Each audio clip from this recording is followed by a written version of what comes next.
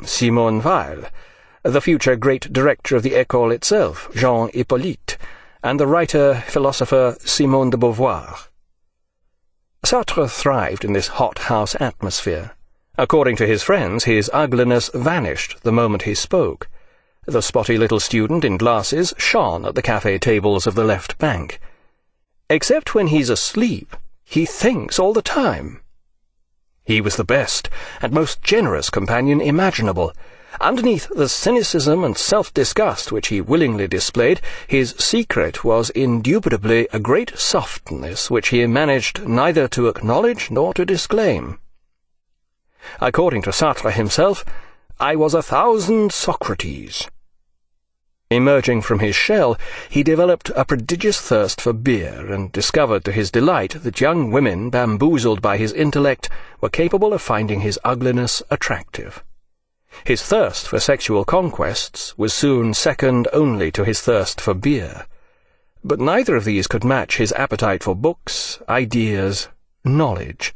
He read everything. Everything, it appears, except what he was required to read for his courses. To the astonishment of everyone, especially himself, Sartre failed his first attempt at the agrégation, graduation exam. As a result, during the following year, his brilliance became a little more directional. Despite his failure, Sartre remained the star pupil. By now he had acquired the scruffiness encouraged by student life in Paris, where running water was a rarity. Sartre soon dispensed with such bourgeois customs as bathing, and took up smoking a pipe, whose aroma was presumably strong enough to disguise any other emanating from a nearby source. He would be seen at cafes in the Latin Quarter engaged in intense intellectual discussion with his circle of cronies, which included Aron and, briefly, Merleau-Ponty.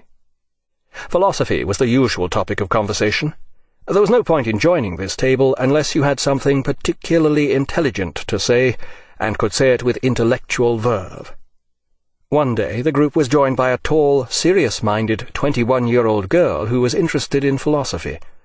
Her name was Simone de Beauvoir, and she quickly demonstrated that she could hold her own in their philosophical discussions. Simone de Beauvoir was of impeccable bourgeois background, much like Sartre. She had received an upper-class convent education, which she was now earnestly rebelling against. She quickly acquired the nickname the Beaver, a symbol of hard work and energy, according to the member of the group who christened her. Any salacious American associations with this name would have been viewed dimly, even by Sartre's determinedly unbourgeois group, though the men were not above similar Rabelaisian witticisms when they were having a few beers on their own. Charming, pretty, dresses horribly, she was wearing a hideous little hat, was how the debonair 24-year-old Sartre assessed de Beauvoir. It was love at first sight, according to de Beauvoir. Either way, Sartre and de Beauvoir became lovers.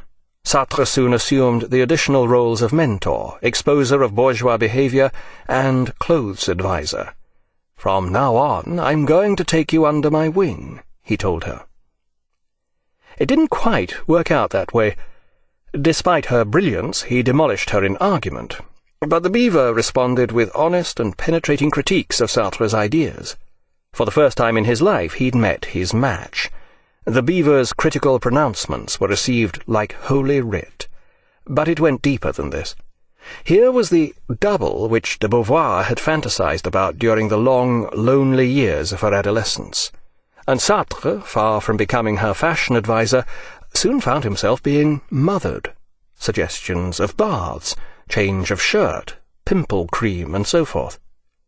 De Beauvoir may have found her psychological double, but Sartre had also found someone who had slipped into the vacant role of sister-mother. These roles were embryonic and largely unconscious to begin with, but right from the start it was obvious that this was no casual passing relationship. There could be no question of them entering into any permanent relationship. That would have been bourgeois. Even the idea of regarding themselves as a couple was philosophically unthinkable. Bourgeois domesticity, cohabitation, fiancé, conventional affection, such dangerous elements had to be avoided at all cost.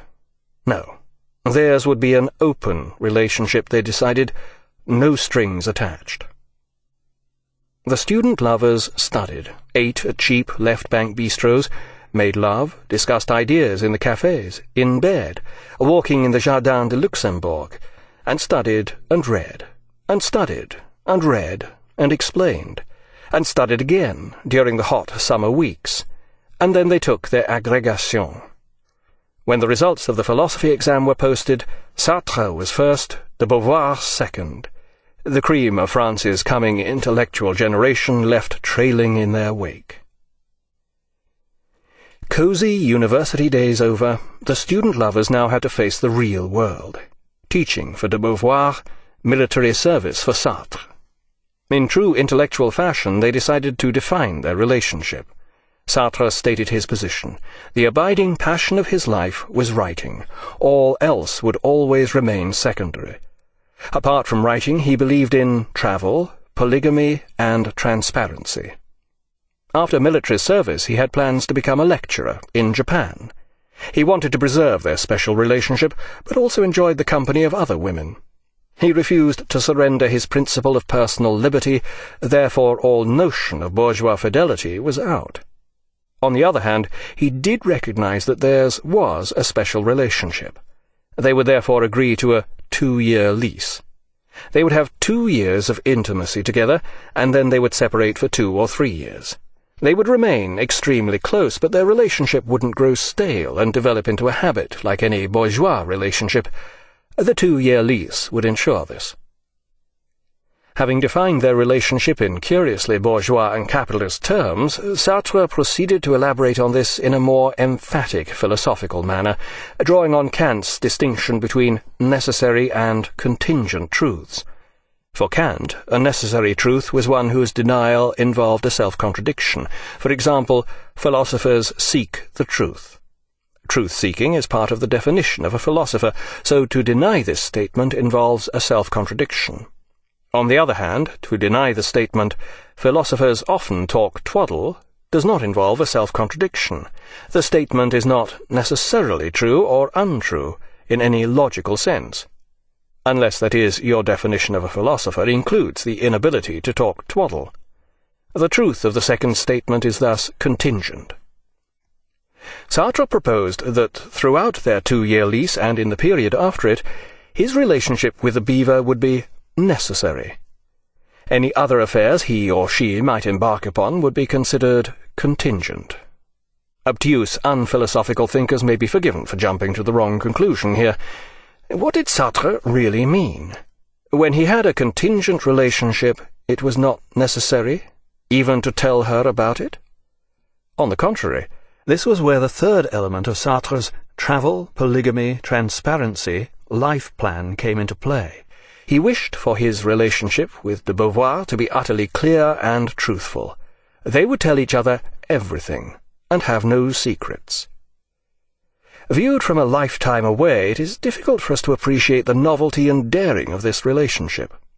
Paris may have been the traditional city of lovers, but France in the 1920s remained in the stranglehold of bourgeois morality, as indeed did most civilized parts of the world, apart from Utah. The nuclear family was the foundation of conventional morality. Respectability was the order of the day, and hypocrisy was the order of the night. People broke the rules, but not publicly. Sartre and de Beauvoir came out of the closet. This was an audacious thing to do in France at the time, and their example was later to become an inspiration to intellectuals around the world. Here was an attempt to live an honest and open relationship in which both partners were independent and free. If relationships were to be rational, this surely was the way they should be. Whether or not even this relationship managed to achieve rationality is another matter, which will be discussed at a consequent stage of its development. Suffice to say that for the time being it did, or at least appeared to do so. In the immortal words of the man who so heroically defined the new relationship between thinking men and thinking women, the beaver accepted this freedom and kept it. Sartre set off for his 18-month military service, and de Beauvoir began teaching psychology at a girls' school in the Paris suburbs. Sartre must have been the worst soldier since Buster Keaton, but he eventually managed to escape into a meteorological unit, where his friend Aaron was the instructor. Together they blew up weather balloons and observed them drift away across the Loire Valley. Off duty he read voraciously, again everything from philosophy to detective mags. In between times he would concentrate his exceptional mental powers and think, usually straight onto the page. The Beaver received and sent voluminous, almost daily letters in which they discussed the workings of their minds, and on the weekends they would meet. Sartre's invariable greeting, "I've thought up a new theory." In fact, he was doing very much the opposite, destroying one theory after another. Descartes was wrong, Kant was inadequate, Hegel was bourgeois. Not one of the traditional philosophies was adequate to life as it was lived in the 20th century. Intense introspection had made Sartre aware of his psychological topography, and he became fascinated by Freud, but in the end Freud too was not up to scratch. Psychoanalysis denied the autonomy of the mind. As the intellectual edifices fell one by one, all that was left was the freedom of the individual. The lecturer's job in Japan fell through, so after the army Sartre took up a teaching post at Le Havre, another provincial port city. The brilliant young student from Paris was suitably unconventional, enough to become popular with his students, but not enough to get himself the sack. One day during the holidays he was sitting drinking apricot cocktails with the Beaver and Aron at a café in Montparnasse. Sartre was expressing his dissatisfaction with philosophy. It never came to grips with real life. Aron disagreed with him. Hadn't he heard of the German philosopher Husserl and phenomenology? "You see, mon petit camarade, if you're a phenomenologist, you can talk about this drink, and that's philosophy." Sartre listened, spellbound. Here at last was the philosophy he had been looking for, a philosophy of the individual and his involvement in the world. Sartre applied for a grant to study Husserl, and in 1933 set off to spend a year at the French Institute in Berlin. The overall term for the philosophy that Sartre had chosen to study was existentialism. This was originated by the 19th century Danish philosopher and religious thinker Søren Kierkegaard. He believed that the only basis for a meaningful philosophy was the existing individual.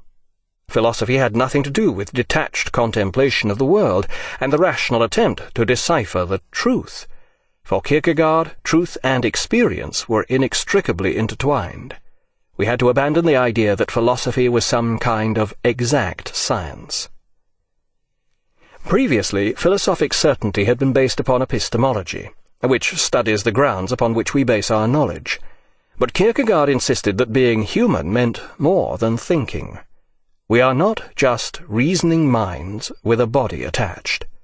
Human beings are not simply or even primarily knowers. They also desire, choose, act, suffer, and experience a wide range of emotions which color their experience. These too are all an integral part of experience. They are all involved in what it means to be human. This was what real philosophy should be about, according to Kierkegaard. It should be existence philosophy, i.e. existentialism, a word he coined. Kierkegaard's philosophy stressed the irrational element in human existence, thus turning all previous philosophy on its head. Typically, he said, "The first thing to understand is that we do not understand." For him, subjectivity was truth, and truth thus became subjective. Philosophy should not aim to explain or illuminate the darkness of the world. It should aim to illuminate existence itself. We should aspire to become this life in its complete consciousness of itself. Here the first real difficulties of existentialism began to appear. In trying to explain itself, it became like a snake swallowing its tail. Having disavowed the rigidities of conceptual thought and argument, this left its own concepts and arguments blurred and muddied. To the rationalists, this rendered such arguments ultimately meaningless. But Kierkegaard remained undaunted by such attacks. He continued to maintain that instead of dealing in abstract principles, we should concentrate upon the particularity of experience and its essentially individual nature. Only in this way do we come to realize our utter freedom. True, when we experience this sentiment of the possible, it may overwhelm us with a sense of dread or angst. Yet this very angst is identical with the realization of our ultimate freedom to choose our life. The German philosopher Edmund Husserl was born in 1859, 4 years after the death of Kierkegaard. His work is now regarded as a development of the existentialist tradition, though he was far from being a direct follower of Kierkegaard. Simone Weil, the future great director of the École itself, Jean Hippolyte, and the writer-philosopher Simone de Beauvoir. Sartre thrived in this hothouse atmosphere. According to his friends, his ugliness vanished the moment he spoke. The spotty little student in glasses shone at the cafe tables of the left bank. Except when he's asleep, he thinks all the time. He was the best and most generous companion imaginable, underneath the cynicism and self-student life in Paris, where running water was a rarity.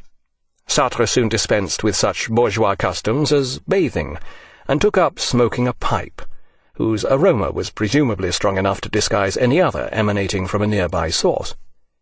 He would be seen at cafes in the Latin Quarter engaged in intense intellectual discussion with his circle of cronies, which included Aron and, briefly, Merleau-Ponty. Philosophy was the usual topic of conversation. There was no point in joining this table unless you had something particular, but neither of these could match his appetite for books, ideas, knowledge. He read everything. Everything, it appears, except what he was required to read for his courses. To the astonishment of everyone, especially himself, Sartre failed his first attempt at the agrégation, graduation exam. As a result, during the following year, his brilliance became a little more directional. Despite his failure, Sartre remained the star pupil.